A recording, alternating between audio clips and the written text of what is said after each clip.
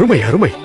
வைஷ்ணவர்களுக்கு சேவை செய்தால் அந்த பரம்பொருளான பகவான் விஷ்ணுவிற்கே சேவை செய்வதைப் போல தாழ்ந்த குலத்தில் நீ பிறந்திருந்தாலும் உயர்ந்த சேவையை நீ செய்து கொண்டிருக்கிறாய். அதற்கு காரணம் என் அன்னையே.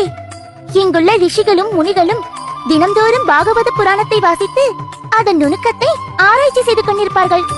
அவ்வேளையில் அம்முனிவர்கள் விவாதிப்பதை என்னை கூர்ந்து கேட்க சொல்வார். நானும் அப்படியே செய்வேன். அதன் விளைவாக பகவான் ஸ்ரீ கிருஷ்ணரின் மீது எனக்கு கவர்ச்சி ஏற்பட்டது. அவர் செய்த லீலைகளை நான் ஆர்வமாக கேட்பேன். அவர்களும் அன்போடு எனக்கு சொல்லித் தருவார்கள். குழந்தாய், கிருஷ்ணர் என்றாலே கவர்ச்சியின் மொத்த உருவம் என்றுதான் அர்த்தம். ஆகையால் அவரின் மீது உனக்கு கவர்ச்சி ஏற்பட்டிருப்பதில் வியப்பொன்றும் இல்லை. அனைத்து ஜீவராசிகளின் ஹிருதயத்திலும் பரமாத்மாவாக வீற்றிருப்பவரும் அவரே. அவரது கட்டளையின் கீழ்தான் படைத்தல், காத்தல் மற்றும் அழித்தல் இப்பூ உலகில் நடந்து கொண்டிருக்கிறது. அனைத்திற்கும் மூலம் அவரே. நீ உன் வாழ்க்கையை அவருக்கு அர்ப்பணித்துவிடு. பூர்வ ஜென்மத்தில் நீ செய்த அனைத்து பாவத்தையும் மன்னித்து உன்னதமான கிருஷ்ண பக்தியை உனக்கு அவர் அளிப்பார். மிக்க நன்றி சுவாமி. நான் பகவான் ஸ்ரீ கிருஷ்ணருக்கு எவ்வாறு சரணடைவது? அவரின் பக்தி சேவையில் ஈடுபட நான் என்ன செய்ய வேண்டும் சுவாமி?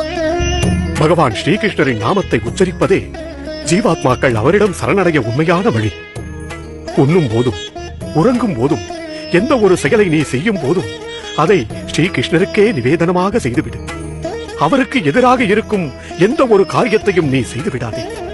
பாலில் செய்யப்படும் இனிப்பு வகைகளை நாம் அதிகமாக உண்டால் வயிற்றில் மந்த நிலை ஏற்படும். ஆனால் அதே பாலிலிருந்து உண்டாகும் தயிரே அதற்கு உகந்த மருந்து.